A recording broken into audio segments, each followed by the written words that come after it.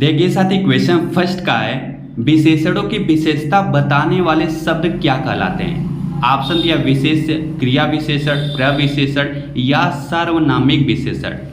तो देखिए साथी, जो शब्द विशेषणों की विशेषता बताते हैं उन्हें प्रविशेषण कहा जाता है। क्या कहा जाता है? प्रविशेषण कहा जाता है। तो ऑप्शन यहाँ पर सी करेक्ट आंसर हो जाएगा। क्वेश्चन नेक्स्ट का है, निम्नलिखित में से संयुक्त वाक्य का चयन करें। देखिए साथी, क्वेश्चन में किसकी बात की गई? संयुक्त वाक्य की बात की गई।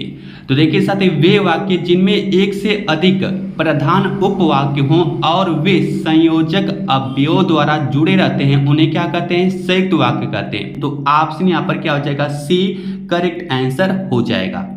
क्वेश्चन नेक्स्ट का है, कारवां किस विधा की रचना है?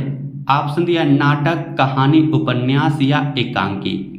तो देखिए साथी, जो कारवा है वह भुवनेश्वर की एकांकी विधा की रचना है। क्या भुवनेश्वर की एकांकी विधा की रचना है? तो ऑप्शन यहाँ पर डी क्या हो जाएगा? ऑप्शन डी यहाँ पर एकांकी करेक्ट आंसर हो जाएगा। क्वेश्चन नेक्स्ट का है, निम्नलिखित में से अशुद्ध वाक्य का चयन करें। ऑप्शन दिया मैं आज विद्यालय नहीं जाऊंगा, बच्चों को काटकर फल खिला दो, वाह सुंदर दृश्य है, वह अत्यंत बुद्धिमान और बलशाली है। इसमें से किस वाक्य में अशुद्धि है उसको आपको यहाँ पर बताना है।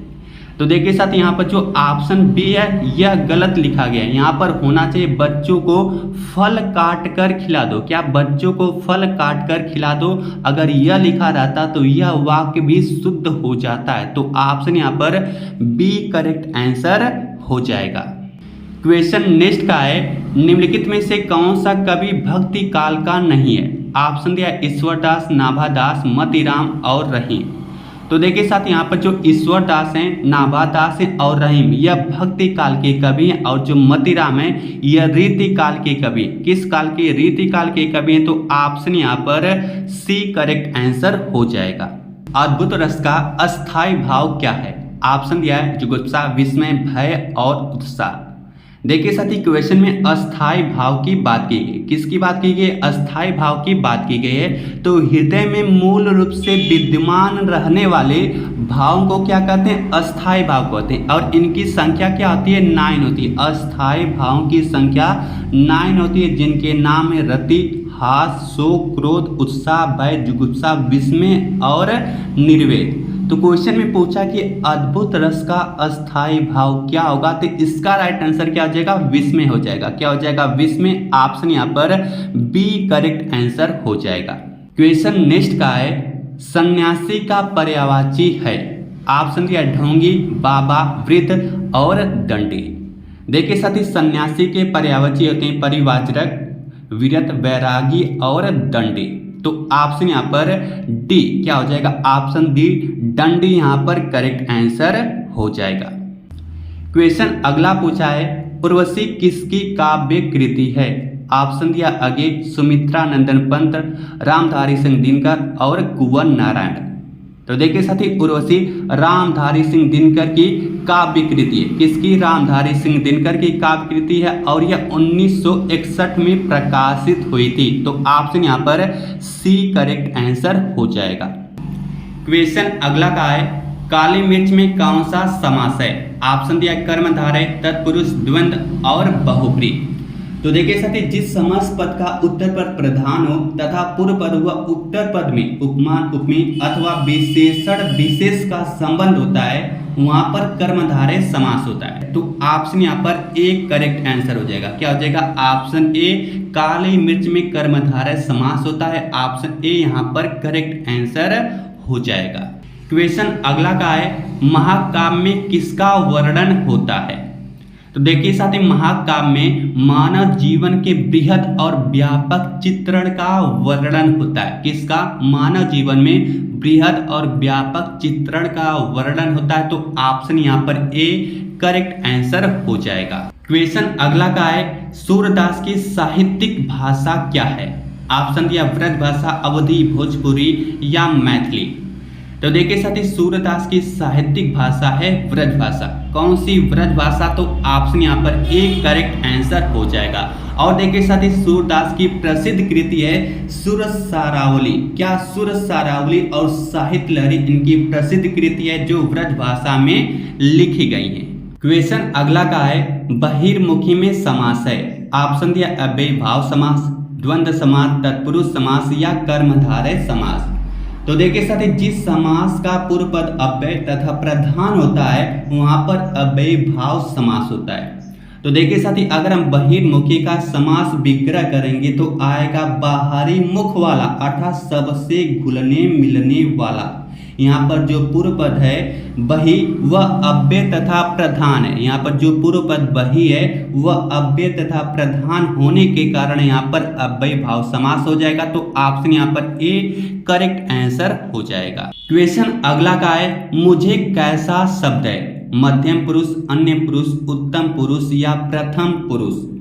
तो देखिए साथी यहाँ पर वक्ता या लेखक जिस सर्वनाम का प्रयोग अपने लिए करता है उसे उत्तम पुरुष कहा जाता है। इसमें कौन कौन से शब्द आते हैं, जैसे में आ जाएगा मैं, हम, मुझे, यह सब क्या हो जाएंगे उत्तम पुरुष के उदाहरण हो जाएंगे। तो ऑप्शन यहाँ पर सी क्या हो जाएगा, ऑप्शन यहाँ पर सी करेक्ट आंसर हो जाएगा।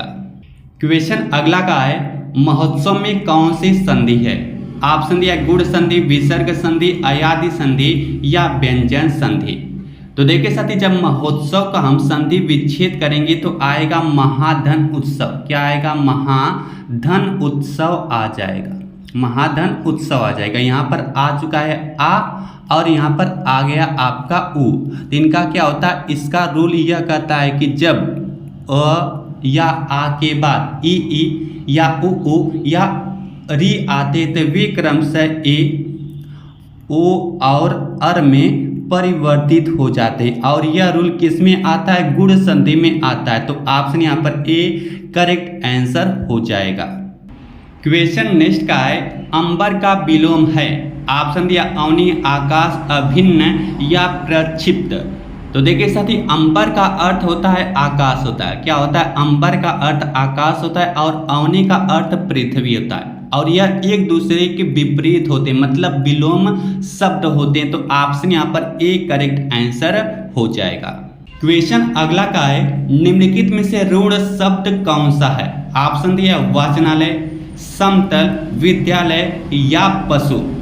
देखिए साथी ऋण शब्द उन्हें कहा जाता है जिनका खंडन करने पे कोई सार्थक नहीं निकलता, लेकिन अगर उन्हें एक साथ जोड़ा जाता है तो वे एक विशिष्ट अर्थ प्रदर्शित करते हैं। देखिए साथी यहाँ पर जो ऑप्शन डी है यह ऋण शब्द है। अगर हम इसको अलग करते प करते और स करते तो इसका कोई सार्थक अर्थ नहीं निकला, लेकिन अगर इनको एक साथ कर देते पशु कर देते हैं तो यह विशिष्ट जानवर को प्रदर्शित करें, अपना एक विशिष्ट अर्थ दे रहे हैं। इसलिए ऑप्शन यहाँ पर डी करेक्ट आंसर हो जाएगा।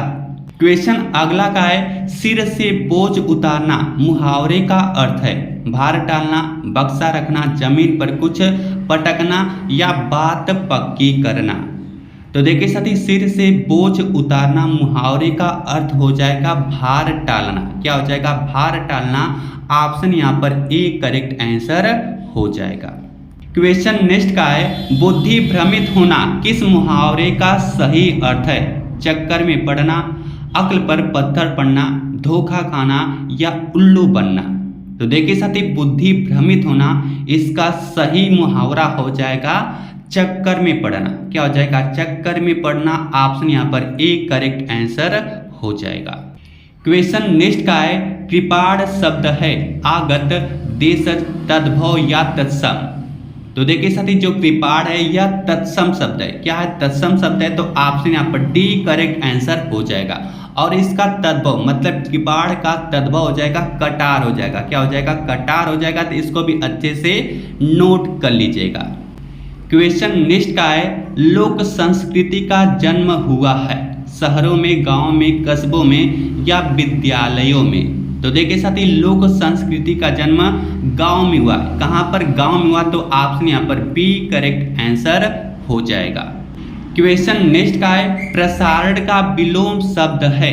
ऑप्शन दिया प्रतिपादन, आरक्षण, सरदर्शन या आकुंचन। देखिए साथी प्रसारण का अर्थ होता है फैलाना से। किससे, प्रसारण का अर्थ होता है फैलना से और आकुंचन का अर्थ होता है सिकुड़ना से। तो यह दोनों क्या हो जाएंगे, एक दूसरे के विलोम शब्द हो जाएंगे। तो आपसे यहाँ पर डी आकुंचन इसका करेक्ट आंसर हो जाएगा। क्वेश्चन नेक्स्ट का है, सामान्यतः काव्य के कुल कितने भेद बताए गए, 1, 2, 3 या 4। तो देखिए साथी, काव्य के दो भेद होते हैं, एक होता है श्रव्य काव्य और एक होता है दृश्य काव्य। तो ऑप्शन यहाँ पर बी करेक्ट आंसर हो जाएगा। क्वेश्चन नेक्स्ट का है, पावक शब्द किसका उदाहरण है। ऑप्शन दिया दीर्घ स्वर संधि, गुण स्वर संधि, वृद्धि स्वर संधि या अयादि स्वर संधि। देखिए साथी, जब पावक का हम संधि विच्छेद करेंगे तो आएगा पौ धन अक आएगा। क्या आ जाएगा आपका, पौ धन अक आ जाएगा। देखिए साथी, यहाँ पर औ आ चुका है, क्या औ आ चुका और यहाँ पर अ आ चुका है। रूल यह कहता है कि जब ए आए ओ और औ के बाद कोई भिन्न स्वर आता है। देखिए साथ यहाँ पर औ आया, उसके बाद भिन्न स्वर आ गया है, तो रूल यह कहता है कि जब ए आए ओ औ के बाद कोई भिन्न स्वर आता है तो ए का क्या हो जाता है, अय हो जाता है। क्या हो जाता है, अय हो जाता है। आय का क्या हो जाता है आपका, आय हो जाता है। ओ का हो जाता है, अव हो जाता है और आव का क्या हो जाता है आपका, आव हो जाता है। देखिए साथी, पावक में आव आपका मिल रहा और यह रूल किसका है, अयादि संधि का है। तो ऑप्शन यहाँ पर डी करेक्ट आंसर हो जाएगा।